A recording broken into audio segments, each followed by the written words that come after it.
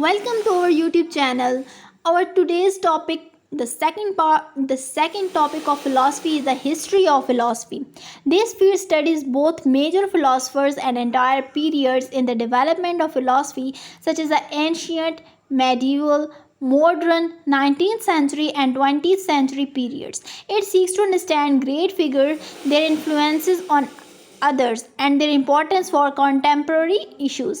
The history of philosophy in a single nation is often separately studied, as in the case of American philosophy. So are major movements within a nation, such as British empiricism and German idealism, as well as international movement with a substantial history, such as existentialism and phenomenology. The history of philosophy not only provides insight into the other subfields of philosophy, it also reveals many of the foundations of Western civilization.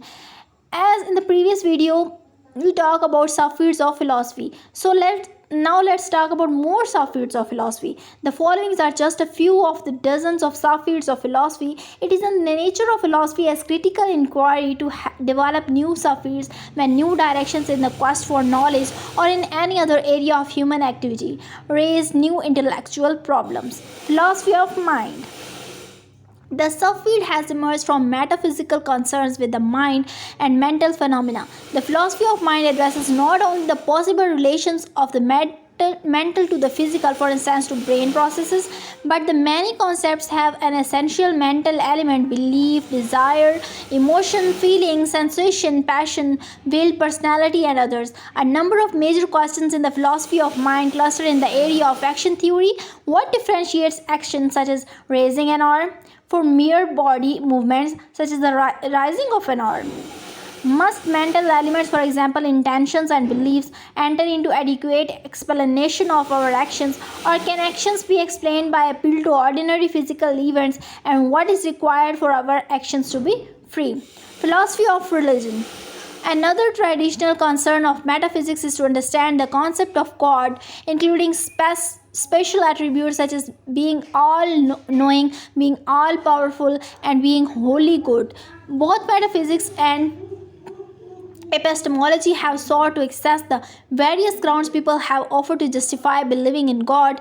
The philosophy of religion treats these topics and many related subjects, such as the relation between faith and reason, the nature of religious language, and the relation of religion and morality, and the question of how God, who is wholly good, could allow the existence of evil. Political philosophy. The field concerns the justification and limits of government control of individuals, the meaning of equality before the law, the basic of economics freedom, and many other problems concerning government. It also examines the nature and possible arguments for various competing forms of political organization, such as laissez-faire capitalism, welfare democracy, capitalistic and socialistic, anarchism, communism, and fascism. Social philosophy, often taught in combination with political philosophy with which it overlaps. Social philosophy treats moral problems with large-scale social dimensions. Among these are the basic of compulsory education, the possible grounds for preferential treatments of minorities, the justice of taxation, and the appropriate limits, if any, on free expression is the art.